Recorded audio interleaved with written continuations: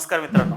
नुकतीच तुम्ही आता बातमी वाचली असेल, ऐकली असेल, की इथून पुढे तलाठी हे पद म्हणजेच ग्राम महसूल अधिकारी हे पद इथून पुढे एम-पी-एस-सीच्या संयुक्त पूर्व परीक्षा गट क द्वारे भरलं जाणार आहे. सो संमिश्र प्रतिक्रिया आहेत. काही मुलांना वाटतं सरळ सेवेची जे विद्यार्थी डेडिकेटेड तयारी करत होते त्यांच्यासाठी हा थोडासा धक्कादायक निर्णय आहे. बट एक पुढचा विचार करून कारण थोडासा आयोगाने दिलेला जो शॉर्ट टाईममध्ये हे जे निर्णय घेतला तर त्या संदर्भामध्ये थोड्याशा संमिश्र प्रतिक्रिया आहेत. एम-पी-एस-सीचे जे विद्यार्थी आतापर्यंत डेडिकेटेड तयारी करत होते त्यांच्यासाठी हा दिलासादायक निर्णय आहे. तर सरळ सेवेचे जे विद्यार्थी थोडंसं डेडिकेटेड तयारी करत होते आणि कारण त्यांचा जो जो काही पॅटर्न होता तो डिफरंट होता. तर त्यामुळे थोडंसं त्या विद्यार्थ्यांमध्ये थोडंसं निराशाचं वातावरण दिसायला लागतंय. बट आहे त्याला आपल्याला आता समोर जाणं भाग आहे. सो सगळ्यात पहिले आजच्या सेशनमध्ये आपण थोडक्यात समजून घेऊ की नवीन काय आहे? त्यानंतर इथून पुढे सिलेबस काय असणार आहे? कारण जे विद्यार्थी आतापर्यंत सरळ सेवेची तयारी करत होते, तर त्यांच्यासाठी आता स्वतःला ट्रान्सफॉर्म करणं, थोडंसं अभ्यासामध्ये शिफ्टिंग करणं, हे थोडंसं महत्त्वाचं आहे. सो नेमकं काय-काय आहे? काय बदल झाले? नेमके इथून पुढे कोणकोणत्या एक्झाम ग्रुप सीद्वारे एम-पी-एस-सी कंडक्ट करणार आहे? आणि त्यानंतर अभ्यासक्रम काय असणार आहे? तर या सर्व मुद्द्यांच्या विषयीची माहिती आपण आजच्या सेशनमध्ये कंडक्ट करू. ठीक आहे? तर सर्वात प्रथम आपण नवीन चेंज काय झाला? आयोगाचा जो काही बदल आहे, तर तो बदल काय आहे त्या संदर्भामध्ये विचार करू. आता बेसिकली काय झालं होतं, की पूर्वी आपल्याला माहिती आहे, की तलाठी हे जे पद आहे ते कशाद्वारे भरलं जात होतं? तलाठी ज्या पदाला आपण ग्राम महसूल अधिकारी या नावाने ओळखतो. तर हे जे पद आहे, हे पद पूर्वी सरळ सेवेच्या द्वारे भरलं जाणारं पद होतं. बरोबर आहे? तर हे पूर्वी सरळ सेवेद्वारे भरलं जात होतं. बट आता मात्र हे पद एम-पी-एस-सी मध्ये शिफ्ट झालेलं आहे. ठीक आहे? तर आता हे जे पद आहे ते इथून पुढे एम-पी-एस-सी द्वारे जी गट क एक्झाम आहे, एम-पी-एस-सी जी कंडक्ट करते, तर तिकडे शिफ्ट झालेलं आहे. आता पूर्वी आणि आत्ताच एम-पी-एस-सीने ह्या गोष्टीमध्ये क्लिअरली सांगितलेलं आहे. हे सगळ्यात महत्त्वाची पॉइंट आहे, की एम-पी-एस-सीने इथून पुढे यासोबतच की तलाठी भरतीच्या सोबतच इतर अनेक जी पदं जी पूर्वी सरळ सेवेद्वारे भरली जाणार होती, ती सुद्धा आता इथून पुढे एम-पी-एस-सी मध्ये द्वारे भरली जाण्याची शक्यता आहे. सध्या तरी आता तलाठी भरतीचा हा निर्णय झालेला आहे. आणि अगोदर म्हणजेच 2026 ची जी पूर्वी ग्रुप सी ची ॲड आली होती, ग्रुप सी ची जी ॲड होती 2026 ची, ती यापूर्वी ही जवळपास 2,619 पदांसाठीची ॲड होती. आता यामध्ये तलाठी पद म्हणजेच ग्राम महसूल अधिकारी हे पद ॲड झालेलं आहे आणि आयोगाने आता जवळपास या पदाच्या अंतर्गत तलाठी पद ॲड झाल्यामुळे आता एकूण जी पदं आहेत ती 5,707 पदं ही आता एकूण झालेली आहेत. सो एक मोठी ॲड ही आयोगाच्या मार्फत आता कंडक्ट केली जाणार आहे. तर ही एक नवीन महत्त्वाची बातमी होती, जी आपल्या सर्वांना माहिती असणं हे आता इथून पुढे अपेक्षित होतं. आता प्रश्न येतो की ग्रुप सी मध्ये ज्या पदामध्ये ही आयोग ही भरती घेत आहे किंवा आयोग ही भरती करताय, तर आता ग्रुप सी मध्ये पूर्वीच्या काळामध्ये नेमक्या कोणकोणत्या ॲड ह्या घेतल्या जायच्या? तर पूर्वी बेसिकली ग्रुप सी द्वारे लिपिक टंकलेखक जे आहे, तर विशेष म्हणजे लिपिक आणि टंकलेखक ज्याला आपण टायपिस्ट म्हणतो, तर हे पद पूर्वी आयोगाच्या द्वारे घेतलं जात होतं. विशेष गोष्ट होती की या पदासाठी तुमच्याकडे मराठी किंवा इंग्रजी या दोन्हीपैकी एक टायपिंगचं सर्टिफिकेट असणं हे अनिवार्य होतं. दोन्ही नाही, जर मराठी असेल तर 30 शब्द प्रति मिनिट आणि जर इंग्रजी असेल तर 40 शब्द प्रति मिनिट. त्या दोन्हीपैकी एक कुठले सर्टिफिकेट हे या ॲडसाठी महत्त्वाचं होतं. सेकंड होतं टॅक्स असिस्टंट. आता हे जे टॅक्स असिस्टंटचं पद आहे, याच्यासाठी मात्र मराठी आणि इंग्रजी असे दोन्ही सर्टिफिकेट तुमच्याकडे असणं हे अपेक्षित होतं, अनिवार्य होतं. तर हे पद सुद्धा पूर्वी आयोग ग्रुप सी द्वारे भरला जात असे. ग्रुप सी द्वारे. ओके. तर बेसिकली 5 पदं होती, बट त्यापैकी हे 2 पदं. त्याच्यानंतर एक पद होतं दॅट इज उद्योग निरीक्षक. ठीक आहे, ज्याला आपण इंडस्ट्रियल इन्स्पेक्टर म्हणतो. तर हे पद सुद्धा आयोगाद्वारे भरलं जात होतं पहा, उद्योग निरीक्षक नावाचं पद. त्यानंतर आणखी एक पद होतं तांत्रिक सहाय्यक नावाचं पद. ते सुद्धा याद्वारेच आयोग हा काय करत असे, भरत असे, म्हणजे याच एक्झामद्वारे, ज्याला टेक्निकल असिस्टंट असं आपण म्हणतो. तर तेही पद भरलं जात होतं. त्याच्यानंतर महत्वाचं होतं that is the sub inspector, but कशामध्ये? Sales tax inspector. ठीक आहे, सॉरी सेल्स टॅक्स म्हणतोय, एक्साईज मध्ये. ठीक आहे, तर स्टेट एक्साईज सब इन्स्पेक्टर नावाचं जे पद आहे, तर हे पद सुद्धा इथून पूर्वी ग्रुप सी द्वारे भरलं जात होतं. आणि ह्या सगळ्या 5 पदांच्या सोबत आता इथून पुढे तलाठी हे पद आता ऍड करण्यात आलेलं आहे. तर यावरून आपण असं समजू शकतो की ग्रुप सी मध्ये आणखीन आयोगाचा खूप मोठा विचार आहे की बरीचशी पदं जी आहेत ती आपण इथून भरणार आहोत. आता हे मात्र डिफरंट ऑफ जे काही आयोग महाराष्ट्र राज्य शासनाचे जे वेगवेगळे विभाग आहेत, तर त्यापैकी कुठेही ह्या पदासाठीची निवड तुमची त्यामध्ये केली जाऊ शकते. सो अशा पद्धतीचा एक नवीन भाग आपल्याला इथं दिसून येतो. आता जी नवीन ऍड आली आहे, पहिले त्या ऍडच्या संदर्भातली माहिती आपण समजून घेऊ, की आता नवीन जी ऍड आहे त्याच्यामध्ये कोणकोणती पदं आहेत. ठीक आहे, तर त्या संदर्भातली माहिती आपण एकदा समजून घेऊ. आता तुम्ही जर इथं पाहिलं तर तुम्हाला एक मुद्दा कळेल, दॅट इज द की बाबा ग्राम महसूल अधिकारी तलाठी पदासाठी जवळपास 1539 जागा, या एवढ्या मोठ्या प्रमाणाच्या जागा ह्या काय करण्यात आलेल्या आहेत, ऍड करण्यात आलेल्या आहेत. ओके, तर हा एक भाग इथं समजून घ्या की यासाठी एवढ्या मोठ्या प्रमाणामध्ये जागा घेण्यात आलेल्या आहेत. आणि इथं तुमच्याकडे एक डिग्री असणं अपेक्षित आहे आणि अर्ज स्वीकारण्याचा जो अंतिम तारीख आहे ती 5 ऑगस्टची ठेवण्यात आलेली आहे. सेकंड, जे आणखी पद आहेत त्याच्यामध्ये डिग्री असणारं कुठलंही एक पद म्हटलं तर ते वरिष्ठ लिपिक आहे आणि सहाय्यक अधीक्षकाचं सुद्धा पद आहे. तर ह्या पदामध्ये सुद्धा तुम्हाला कुठलीही डिग्री असली तरी तुम्ही सफिशियंट असणं अपेक्षित आहे. त्याच्यानंतरचं आहे मत्स्य व्यवसाय विकास अधिकारी, सहाय्यक मत्स्य व्यवसाय विकास अधिकारी. या पदामध्ये 254 ऍड आहेत. त्यानंतर आणखी पदांच्या संख्येमध्ये म्हटलं तर टायपिस्टसाठी नागरी पुरवठा कार्यालयामध्ये 230, त्याच्यानंतर ग्राहक संरक्षण विभागामध्ये 155, आदिवासी विकास विभागामध्ये 69, महसूल आणि वन विभागामध्ये 480 जागा. तर इथपर्यंतच्या जागांची ऍड ओव्हरऑल जर तुम्ही पाहिलात तर टोटल जागा ह्या 3088 जागा ह्या आत्ता ऍड नव्यानं होणार आहेत. जसं पूर्वी आपण सांगितलं होतं की नियर अबाउट 2619 जागा होत्या. आता ह्या एवढ्या परत जागा ऍड झालेल्या आहेत आणि 5707 एकूण जागांसाठी ही एक्झाम होणार आहे. सर्वात विशेष, आयोगाने ही ऍड देताना अतिशय महत्वाचा एक मुद्दा जो आपल्या सर्वांना लक्षात ठेवायचा आहे तो हा आहे की आयोगाने हे स्पष्ट केलेलं आहे की बाबा इथून जर तुमच्यापैकी काही जण एखादी विशिष्ट अशी म्हणजे पद नाही आहेत म्हणून तुम्ही जर अर्ज करत नसाल तर ती सर्वस्वी जबाबदारी तुमची आहे. तर तुम्ही आयोगाने हे क्लिअरली सांगितले की इथून पुढे पदसंख्या वाढू शकते, नवीन एखाद्या डिपार्टमेंटची पद सुद्धा इथून आम्ही ऍड करू शकतो या पूर्व परीक्षेच्या अगोदर. सो माझी पदं नाही आहेत म्हणून मी हा फॉर्म भरणार नाही, ही चूक तुम्ही करू नका. डेफिनेटली फॉर्म भरणं हे यासाठी अपेक्षित आहे. ठीक आहे, तर हा अतिशय महत्वाचा हा भाग आणि अतिशय महत्वाचा हा मुद्दा आपल्याला इथं आयोगाने सांगितलेला आहे. आता प्रश्न येतो की ही जी ऍड आहे किंवा हे जे सगळं भाग आपण सांगितलेलं आहे या सगळ्यांमध्ये सर्वात इम्पॉर्टंट जो पार्ट आहे तो म्हणजे की बाबा नेमका सिलेबस काय, अभ्यासक्रम काय असणार आहे यासाठी. ठीक आहे, तर थोडक्यात आपण ते एकदा समजून घेऊ की सिलेबस काय आहे.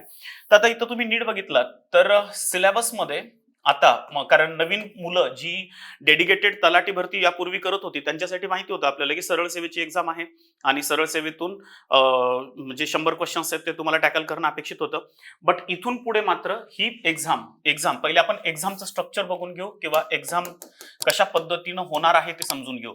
तर याच्यामध्ये 3 टप्पे असणार आहेत. पूर्व परीक्षा, दुसरी आहे ती मुख्य परीक्षा आणि जर तुम्ही टायपिंग साठी म्हणजेच आपण म्हणू की क्लर्क किंवा जर टॅक्स असिस्टंट साठी तुम्ही ही तयारी करत असाल तर तुमच्यासाठी टायपिंग स्किल पण असणं अपेक्षित आहे. ठीक आहे, तर टायपिंग स्किल पण असणं अपेक्षित आहे. तर ही तशी क्वालिफाईंग असते, याचे काही मार्क्स नसतात. बेसिकली पूर्व परीक्षा ही तुम्हाला एक चाळणी परीक्षा आहे. इथं तुम्हाला स्वतःला सिद्ध करायचंय, इथं तुम्हाला खूप मेरिटमध्ये येण्याची गरज नाहीये, फक्त ही चाळणी परीक्षा आहे. हा, तुम्हाला सर्वात जास्त जो स्कोर घेणं अपेक्षित आहे तो कुठं आहे, मुख्य परीक्षेसाठी. आता जी पूर्व परीक्षा होणार आहे, आता जसं मी तुम्हाला थोड्या पूर्वी सांगितलं की जी काही पूर्व परीक्षा आयोग घेणार आहे तर यासाठी जो काही तुमचा फॉर्म भरायचा आहे तो 5 ऑगस्ट 2026च्या बिफोर तुम्हाला फॉर्म फिलअप करायचा आहे. आणि जे काही ऑनलाईन पद्धतीनं तुम्हाला जे काही परीक्षा शुल्क आहे ते सुद्धा भरायचंय. पूर्वी आपण काय करायचो तर पूर्वीच्या फेजमध्ये आपण चलनाद्वारे म्हणजे जे काही आपलं पेमेंट आहे ते फिलअप करायचो. बट इथून पुढे तसं नसणार आहे. ऑनलाईन पद्धतीनंच तुम्हाला काय करणं अपेक्षित आहे, हे जे परीक्षा शुल्क आहे ते भरणं अपेक्षित आहे. तर हाही एक भाग इथं लक्षात ठेवा. दुसरी गोष्ट, एक्झाम फक्त 3 महिन्याच्या ड्युरेशन मध्ये आहे. म्हणजे आयोगाने खूप शॉर्ट टाइम ड्युरेशन आपल्याला दिलेलं आहे. त्यामुळेच आता ह्या एक्झाम मध्ये सरळ सेवेच्या मुलांना शिफ्ट होणं हे थोडंसं अडचणीचं ठरेल. बट मी म्हणेल 3 महिन्यामध्ये तुम्ही प्रीची खूप चांगली तयारी व्यवस्थितपणे करू शकता. यासाठी व्यवस्थितपणे प्लॅन करा आणि त्या प्लॅननुसार जे काही पहिले सिलेबस समजून घ्या, मागचे PYQ बघणं हे आपल्यासाठी खूप अपेक्षित आहे. आणि कारण ग्रुप बी आणि ग्रुप सी साठी PYQ वर तर तुम्हाला खूप जास्त फोकस करणं अपेक्षित आहे. सो एक व्यवस्थित स्ट्रॅटेजीने आपण जर पुढे गेलो प्लॅनिंग करून, तर आपण सहजपणे प्री एक्झाम ही क्रॅक करू शकतो. तर असं घाबरण्यासारखं नाहीये. 3 महिन्याचा वेळ आहे. विचार केला तर खूप जास्त आहे. 3 महिन्याचा वेळ विचार नाही केला तर मग तो काही पण नाही. तेही भाग तेवढा सत्य आहे. आता प्रश्न येतो की प्री एक्झाम मध्ये नेमकं काय होणार आहे? ऑब्व्हियसली इथं तुमच्यासाठी 100 प्रश्न असणार आहेत आणि 100 गुण असणार आहेत. 100 प्रश्न, 100 गुण आणि हा सगळा एका तासाचा वेळ तुमच्याकडे असणार आहे. एका तासामध्ये. ठीक आहे. इथं या एवढ्या ड्युरेशनमध्ये आता इथं सगळ्यात मोठा तुमच्या म्हणजे आपल्यासाठी सगळ्यात मोठा जे नवीन मुलं आहेत त्यांच्यासाठी प्रॉब्लेम आहे, की एका तासामध्ये 100 प्रश्नांना टॅकल करणं हे नवीन मुलांना थोडंसं हार्ड जातं. बट ही जी एक्झाम आहे त्या एक्झामचं सगळ्यात महत्त्वाचं टार्गेटच ते आहे, की कमीत कमी ड्युरेशनमध्ये तुम्ही जास्तीत जास्त क्वेश्चन्स कशा पद्धतीने टॅकल करता. विशेष गोष्ट आहे, की इथं गडबडीमध्ये चुका होण्याचे चान्सेस असतात आणि या चुकांमुळं मुलांना एका चुकीच्या उत्तरासाठी 0.25 म्हणजेच 1/4 एवढी निगेटिव्ह मार्किंग असणार आहे. सो निगेटिव्ह मार्किंग असल्यामुळे इथं थोडंसं सांभाळून राहणं हे अपेक्षित आहे. तर पूर्व परीक्षेचं स्ट्रक्चर या पद्धतीनं असणार आहे. मुख्य परीक्षा ही 2 पेपरमध्ये होते. यापैकी जो पेपर पहिला असतो तो भाषा विषयाचा असतो. याच्यामध्ये इंग्रजी आणि मराठी अशा 2 विषयाला 50-50 गुण हे म्हणजे 50-50 क्वेश्चन्स असणार अपेक्षित आहे. आणि यासाठी इथं तुम्हाला 100 क्वेश्चन्स असतात, 100 प्रश्न असतात. प्रत्येक प्रश्नाला 2 गुण म्हणजेच 200 गुण हे या ठिकाणी येतात. सेकंड जो असतो दॅट इज पेपर 2 हा GS विषयाचा असतो. GS विषय आणि इथं सुद्धा तुम्हाला 100 प्रश्न आहेत, 100 प्रश्न आणि ऑब्व्हियसली 200 गुण इथं सुद्धा आहेत. सो ओव्हरऑल जी तुमची मुख्य परीक्षा आहे ती 400 गुणांची असते आणि या 400 गुणांच्या मेरिटवरच हे तुम्हाला तुमचं जे काही मेरिट आहे ह्या 400 गुणांवर ठरतं. सो प्रिलिम एक्झाम ही तुमची आपण म्हणू फिल्ट्रेशनची एक्झाम आहे. तर ही जी मेन एक्झाम आहे हिच्या मेरिट लिस्टच्या आधारावरच तुम्हाला पोस्ट मिळतात. जर एखादा विद्यार्थी क्लरिकलची तयारी करत असेल, अदरवाईज टॅक्स असिस्टंटची करत असेल, तर त्याच्यानंतर तुम्ही थर्ड फेजमध्ये जाता, that is the typing skill. तर तिथेही तुम्हाला ते बघणं अपेक्षित आहे. सो आय होप नेमकं याच्यामध्ये प्रीचे जे काही 100 प्रश्न आहेत त्यामध्ये लक्षात ठेवा काही विशिष्ट असे जे काही घटक आहेत ते आपल्याला माहिती असणं अपेक्षित आहे.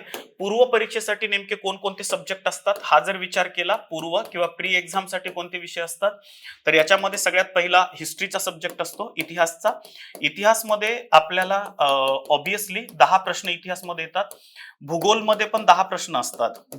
इतिहास भूगोल ह्या दोनवर तुम्हाला 10-10 प्रश्न विचारले जातात प्रीसाठी. जे 100 प्रश्न आणि 100 गुण या ठिकाणी आपल्याला असतात. तर त्याला कशा पद्धतीनं आयोगाद्वारे वेगवेगळे सब्जेक्टवर प्रश्न विचारले जातात, तर त्यामध्ये इतिहास 10, भूगोल 10, त्यानंतर मात्र जे राज्यशास्त्र आहे पॉलिटी, तर याच्यावर 15 प्रश्न विचारले जातात. 15 प्रश्न अर्थशास्त्रावर पण तुम्हाला 15 प्रश्न असतात. अर्थशास्त्र या विषयावर पण 15 प्रश्न विचारले जातात. यासोबतच चालू घडामोडीचा जो भाग असतो, तर त्या चालू घडामोडीवर पण तुम्हाला 15 प्रश्न हे विचारले जातात जवळपास, बरं का. तर इतिहास असेल, भूगोल असेल, राज्यशास्त्र असेल, अर्थशास्त्र असेल, चालू घडामोडी असेल, यासोबतच अंकगणित बुद्धिमत्ता सर्वाधिक जे वेटेज आहे यामध्ये सर्वात जास्त, तर ते आपल्याला आढळून येतं ते या विषयाला अंकगणित बुद्धिमत्तेला नियर अबाउट 20 प्रश्न असतात. हे बघा आता हे डिपेंडंट आहे की कन्फर्म एवढेच सहसा तर एवढेच असतात, बट एखाद्या एक्झाम मध्ये 1-2 प्रश्न हे तुमच्यासाठी कमी किंवा अधिक होण्याची प्रोबॅबिलिटी ही असू शकते. सो आपल्याला काय म्हणायचंय की जे काही 100 प्रश्न आहेत तर त्याच्यामध्ये आता मागचे PYQ पाहिल्याच्या नंतर तुम्हाला हे सगळंच्या सगळं जे काही स्ट्रक्चर आहे ते व्यवस्थितपणे काय होऊन जातं, समजून जातं. आणि म्हणून मी तुम्हाला म्हणेल की ह्या सगळ्या विषयांच्या मध्ये मग इतिहासचे जे 10 प्रश्न आहेत आणि इथं तुम्हाला जो इतिहास विचारला जातो तो महाराष्ट्र प्लस भारताचा जो इतिहास आहे आणि तोही आधुनिक भारताच्या इतिहासावर हा जास्तीचा फोकस हा आपल्याला आढळून येतो. ठीक आहे. भूगोलमध्ये सुद्धा भारत आणि महाराष्ट्रावर सहसा इथं पण तुम्हाला विचारला भाग जातो, महाराष्ट्र प्लस भारत या भागावरच तुम्हाला हे काय केले जातात, इथं सुद्धा क्वेश्चन्स हे विचारले जातात. ठीक आहे. बाकी राज्यशास्त्र असेल, अर्थशास्त्र असेल, चालू घडामोडी असेल, गणित बुद्धिमत्तेचा जो काही भाग आहे तो असेल, तर या भागावर पण तुम्हाला त्या पद्धतीने प्रश्न विचारले जातात. ठीक आहे. आणि आणखी एक महत्त्वाचा विषय याच्यामध्ये आहे, that is the basic science. विज्ञानाचा जो भाग आहे, तर त्याच्यावर पण तुम्हाला जवळपास 15 प्रश्न हे विचारले जातात. असे एकूण जर तुम्ही विचार केलात, तर हे 100 प्रश्न हे तुम्हाला इथं विचारले जातात आणि या सर्व प्रश्न हे एमसीक्यू टाईप मध्ये आपल्याला आढळून येतात पहा. ठीक आहे. तर आय होप असे 100 प्रश्नांचं हे या पद्धतीचा भाग आहे. बाकी आता सध्याच्या कंडिशन्स मध्ये मला असं वाटतं की सर्व विद्यार्थी मित्रांनी प्रीकडे लक्ष देणं अपेक्षित आहे 3 महिन्याच्या ड्युरेशन्स मध्ये. तर प्रीच्या मागे आता लागा, कारण प्रीचा बराचसा जो पोर्शन आहे तो ऑलरेडी मेन्ससाठी तुम्हाला पेपर 2 म्हणजे जीएसच्या पेपर 2 मध्ये ऑलरेडी असतो. तर त्यामुळं प्रीची तयारी करताना पॅरलली किंवा सायमल्टेनियसली तुम्ही काय करणं अपेक्षित आहे, मेन्सची तयारी सुद्धा करणं अपेक्षित आहे. बाकी मग तुम्हाला उरलेल्या 2 महिन्याच्या ड्युरेशन्स मध्ये आमचा जी म्हणजे भाषा विषयाची तयारी होईल का, तर डेफिनेटली त्याही वेळी भाषा विषयाची तयारी होते, कारण तुम्ही ऑलरेडी मराठी आणि जे काही इंग्रजीचा भाग आहे तो तुम्ही तयारी केलेलीच आहे. मग ती सरळ सेवेच्या माध्यमातून असो का ग्रुप सीच्या माध्यमात तयारी करणारे मुलं असो, तर त्यांनी ती तयारी केलेलीच आहे. सो तुम्ही काय आता झिरो नाहीये, तर ऑलरेडी तुम्हाला फक्त थोडासा जो काही सिलेबस आहे तो थोडासा एक्स्ट्रा करण्याची गरज आहे आणि त्या 2 महिन्याच्या ड्युरेशन्स मध्ये तेही होऊ शकतं.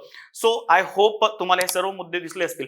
मी नेक्स्ट व्हिडिओमध्ये नेमका सिलेबसमध्ये आपल्याला काय काय आहे, प्री मेन्सचा अभ्यासक्रम ला आणखी आपण डिटेलमध्ये अनालाइज करू. प्लस मागच्या पीवायक्यूला कशा पद्धतीने वेटेज दिलं पाहिजे, आपली बुक लिस्ट काय असली पाहिजे, नेमकं यावर तुम्हाला आणि आपली जी काही स्टडी स्ट्रॅटर्जी आहे पुढची, तर त्यावर तुम्हाला एक डेडिकेटेड व्हिडिओ मी तुमच्यासाठी घेऊन येईलच. ठीक आहे. तर आजच्या सेशन्समध्ये इथं थांबूया. भेटूया आपण नेक्स्ट सेशन्समध्ये. ठीक आहे, स्ट्रॅटर्जीच्या सेशनमध्ये. ठीक आहे. थँक्यू.